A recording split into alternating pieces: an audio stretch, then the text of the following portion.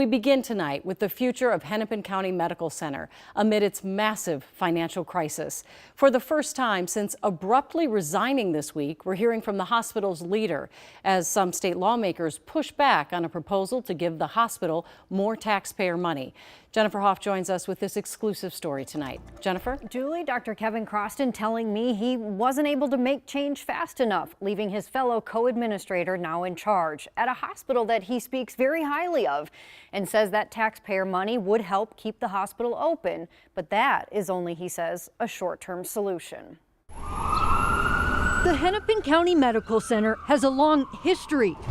First opening in Minneapolis in the 1800s. Now known for its trauma and burn centers, serving people all across the upper Midwest. A safety net, mostly for patients who can't afford care, relying on Medicaid reimbursements to stay open. It'd be unconscionable for that place to not be funded. Dr. Kevin Croston was the latest to help lead it, a longtime surgeon even coming out of retirement to try and keep it afloat as the hospital stares down a $200 million deficit about to get bigger. Healthcare is going to really change quickly. You're going to really have to suck the costs out of everything you do to try to make this work. In an email, Croston quit his co-administrator role Wednesday, in part accusing the hospital board of micromanaging as it pushes the legislature to raise the Hennepin County sales tax created to build Target Field by 1%, a proposal about to be introduced next week. There is nobody that runs a health system or is on a board for a health system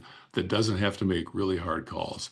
And you're not going to always agree on everything. It was time for me to go. He supports the sales tax, expected to raise $320 million, but admits it's a short-term solution, especially as new federal changes take effect next year, reshaping Medicaid from work requirements and eligibility restrictions, costing the hospital nearly $2 billion more in the next decade. Stadium tax seems like the easiest way to make sure that it's funded for now, and you can always go back and look at things. Democratic Senator Ann Rest disagrees and chairs the tax committee. It is, in this case, asking the poor to pay for the sick, who in many cases are the same people.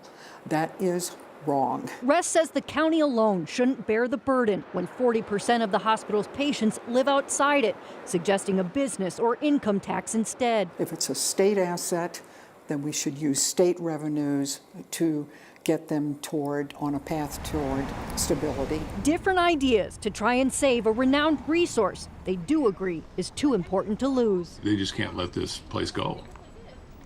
Now, the board did thank Dr. Croston for his leadership, saying it helped position HCMC for all the work ahead.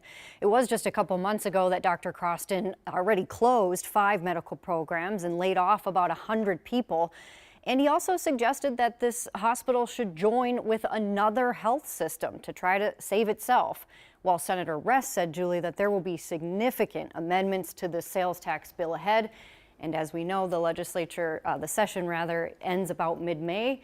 So they have a lot of work to do. Yeah, and a lot of debate about whether they give it more taxpayer money, but it's hard to imagine that hospital closing in June. It's the busiest ER in the state, is my understanding, aside from all the other things it does. There's certainly some regulatory procedures that have to happen before the hospital would just up and close. There's certainly time for public comment. It has to give notice. There's also 7,000 employees there too that all would need to be figured out what to do next. So it's not something that would happen with the snap of a finger, but it's certainly something that's coming if they don't get the help. All right. Thank you, Jennifer.